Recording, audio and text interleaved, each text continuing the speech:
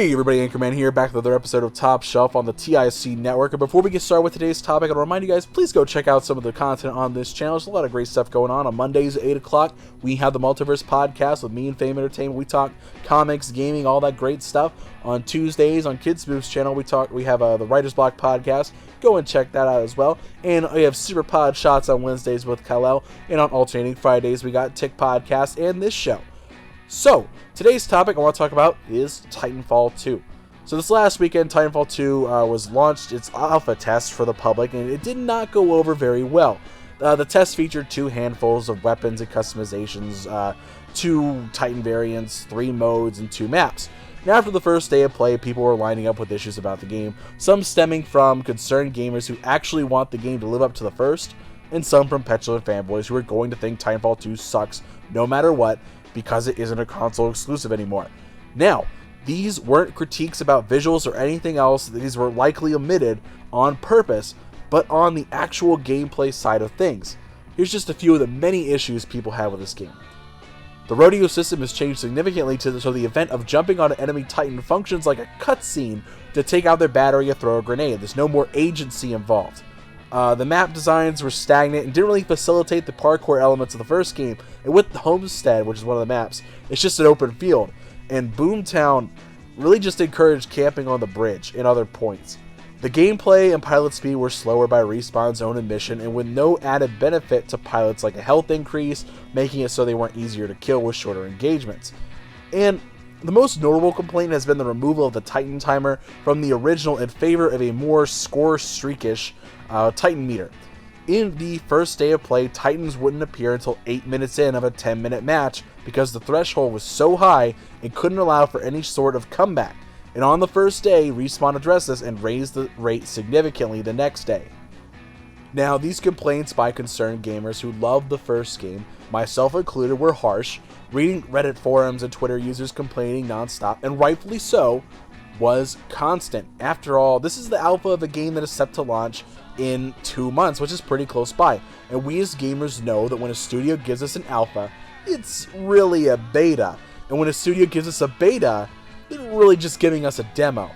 We were right about to be afraid that Respawn had taken the game and gave it the old Call of Duty spin, forgetting everything that made Titanfall 1 so special. We've seen it happen many times before. But not today. As of this recording, Respawn released a newsletter talking about the upcoming test and the changes they are making to the game, and I want to read you a few of the changes and some of the justifications, the first addressing pilot mobility. They will be fine-tuning airspeed and wall-running speed to be faster, as well as accumulating and retaining more speed to facilitate chaining wall runs. The following is a quote. "We made some changes in Titanfall 2 with the goal of rewarding players for playing game mode objectives. However, we observe the problem that players can try to play the objective but fail, resulting in slower than intended Titan acquisition. We still want objectives to be the fastest way to get a Titan, but the goal of every player being guaranteed a Titan per match hasn't changed. Pilots will once again gain a passive amount towards their Titan meter every few seconds. They will also be toning down the amount of damage many weapons deal to Titans, for making that Titan feel a little more powerful. Titan dashes will also recharge faster."